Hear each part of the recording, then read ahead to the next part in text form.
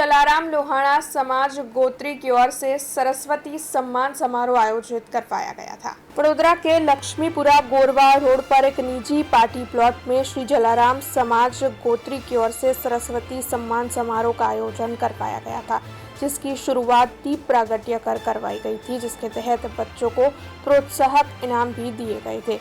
इसके साथ ही उपस्थित मेहमानों का भी स्वागत किया गया था। हालांकि श्री जलाराम लोहाना समाज गोत्री के प्रमुख के तौर पर बीते 10 सालों से फर्ज निभाने वाले राजूभाई ठक्कर के रिटायर होने पर इस कार्यक्रम के तहत नए प्रमुख के तौर पर हर्षद भाई ठक्कर की नियुक्ति की गई। तो वहीं समाज के बच्चों की ओर से इस दौरान रंगारंग कार्यक्रमों की पेशकश भी की गई थी।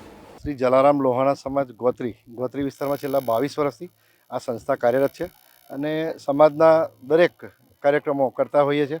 જેવી રીતે અપરિણિત દીકરાઓનું પણ સંમેલન હોય અને આજના દિવસે વિદ્યાર્થીઓનું સ્નેહ મિલન સૌ સ્વજનો ભેગા થશે અને લગભગ 1000થી પણ વધારે લોકો આજના દિવસે અહીંયા ઉપસ્થિત થવાના છે।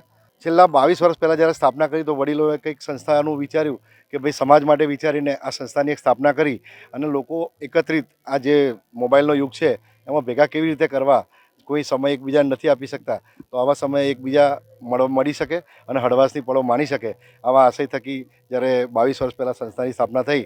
લગભગ 10 વર્ષથી નસીબજોગ હું પોતે આ સંસ્થાનો પ્રમુખ છું અને આજે હું પોતે પ્રમુખ તરીકે નિવૃત્તિ લઈશ અને અમારા હર્ષદભાઈ ઠક્કર જેઓ વર્ષોથી આ સંસ્થામાં જોડાયેલા છે એમને પ્રમુખ તરીકે અમે આજે નિયુક્તિ કરવાના છે। સૌ પહેલાં તો મારા આખા સમાજનો આભાર માનું છું કે લાયક મને સમજો કે આજે હું પ્રમુખ તરીકે નિયુક્ત થવા જઈ રહ્યો છું। મારો કારોબારીના સર્વે મિત્રો, મારા સમાજના લગભગ 1200થી વધારે સ્વજનો, તમામનો પહેલાં તો આભાર માનું છું। છેલ્લા 22 વર્ષથી જ્યારે સ્થાપના થઈ, બાય ડે વન પહેલા દિવસથી હું સંસ્થા સાથે છું। 10 વર્ષથી રાજુભાઈ ખૂબ પુણ્યપૂર્વક ખૂબ સરસ સંસ્થાને નિભાવી છે અને આજથી આ સુકાન મને મળ્યું છે।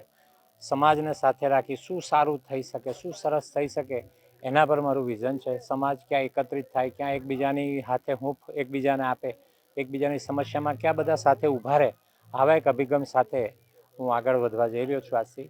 અને ભગવાન અને આ તમામ બેઠેલા તમામ સ્વજનો મને આશીર્વાદ આપે એવી ભગવાનને પ્રાર્થના કરું। મારી સાથે મારા મંત્રી તરીકે, કારણ કે મંત્રી એક અગત્યનું ફેક્ટર છે, ભાઈ શ્રી જયમીનભાઈને હું આજે એપોઇન્ટ કરું છું કે જે મારી સાથે ખભે ખભો મિલાવી આવતી અમારી જે ટર્મ છે જે બી સમય એમાં અમે સમાજની સારી રીતે સેવા કરી શકીએ।